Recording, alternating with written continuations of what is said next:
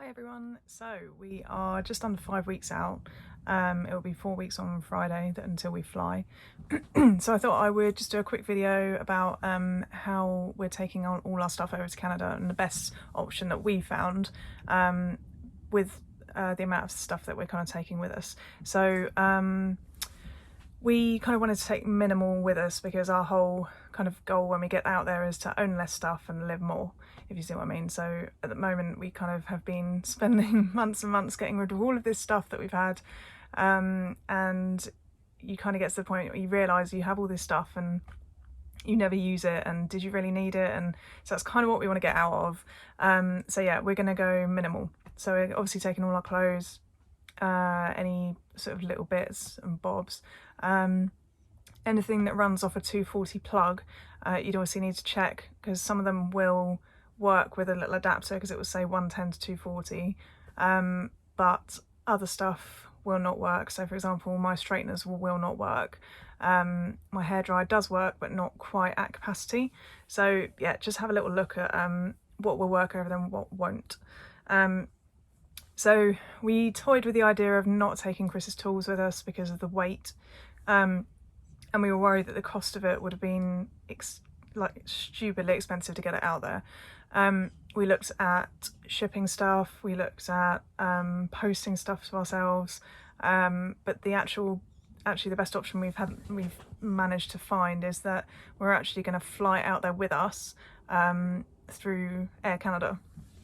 So with shipping, you basically have to have part of or all of a shipping container. So the cost of that alone is a minimum of a couple of thousand, all the way up to a whole shipping container could be $7,000 pounds. So you need to have a look at different companies that obviously rent out parts of shipping containers or whatever. And then the issue you've got is that the ship will not leave the port until the ship is full. So until every single shipping container is full and the boat cannot take any more. So then you've got to wait for that, and then it will go potentially to other ports along the way to get to you. So then you've got the same problem again. So they'll unload everything that needs to be off at that port, and then they'll wait for the ship to be full again so that it can then continue on its journey to get to, obviously, you. So yeah, there's been people on groups that I've been following and everything. Someone, I think, waited something ridiculous like 18 months for all their stuff. So that was furniture and all of that sort of stuff. So for us, considering how little we're actually taking with us, that option, it just wasn't worth it. The cost was stupid compared to what we've managed to figure out now. And then we looked at posting stuff to ourselves using kind of a courier, but then you're limited to weight and you're limited to package size as well. So it was all really complicated to try and figure it out, and it would have been loads of small parcels just to make sure the weight was correct and all of that. Oh, it was just a nightmare. And you've also got to remember, if you're sending anything out to yourself in Canada, or shipping anything to you, anything that enters Canada then has to pay duty. So you could pay to sort out all your stuff and get it all in a shipping container or whatever, or sort a courier out to get it over, but then when it actually gets into country you may then have to pay duty as well, so it might add to costs. So again, yeah, it's definitely worth having a good look at.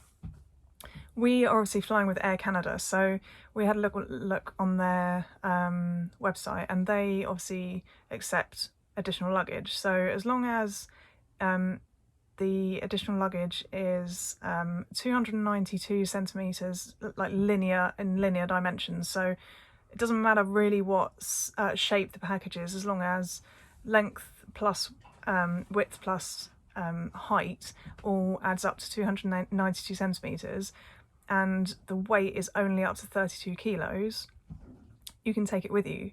So we've got obviously 2 big cases included. They're only up to 23. That's their standard allowance for carry-on or for checked-in luggage.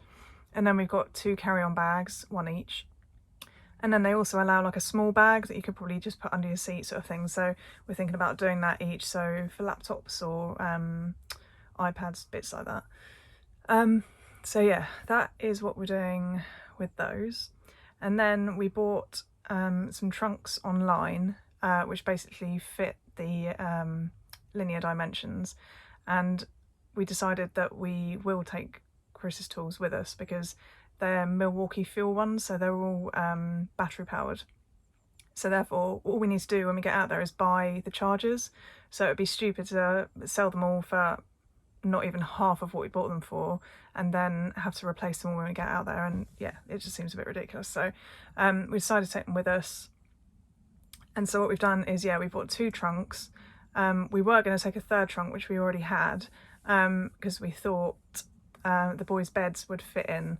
And although it sounds stupid and the boys' beds are not that important, we can't figure out anywhere to get them in Canada. And actually we can't even find them online anymore. There's specific ones which they've not ever tried to eat, and they've been through a lot of beds. So it's definitely worth taking those with us.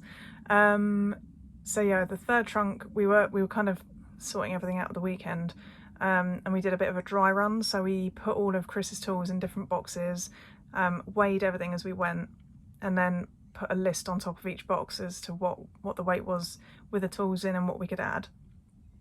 Very long-winded, but so worth it in the long run, because when it comes down to the last week or so, we just want it to be as easy as possible to get everything finished.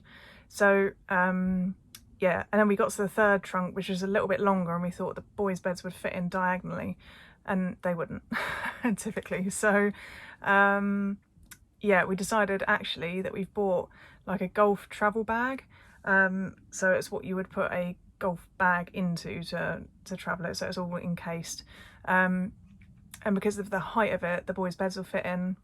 And any longer bits, like we've put all of our photos and pictures and stuff in like photo tubes, so that will fit in. And then we can kind of pack around it, so shoes and stuff can go in there, just to get it up to and use all the weight that we can, so up to 32 kilos. What else? Yeah, so we've also got some other cases as well. So we're both qualified dry suit divers, so we've got all of our diving kit. So that is one whole case and is actually that's full already. So that's kind of ready to go. So I think what we're going to end up with is our 2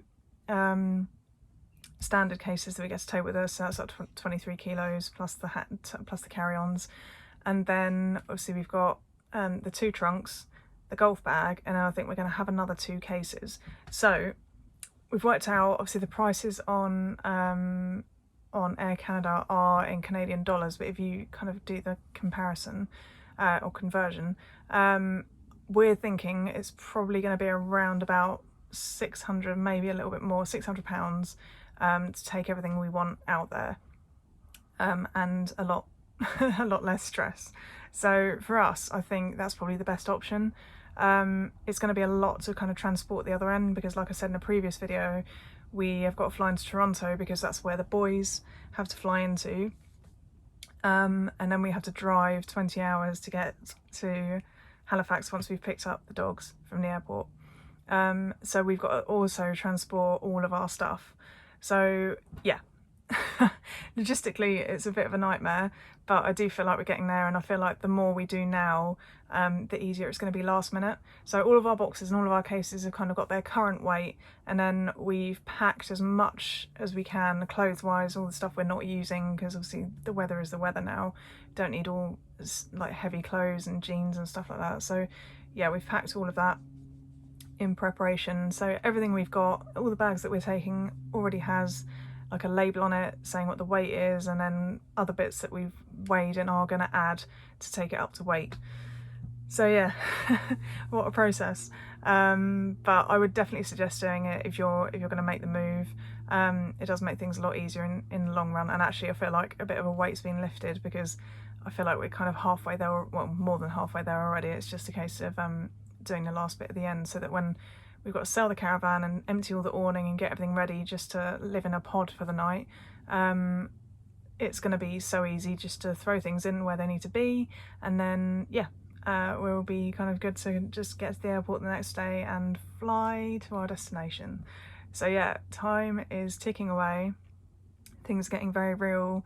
So yeah, just 4 and a bit weeks to go. See you soon.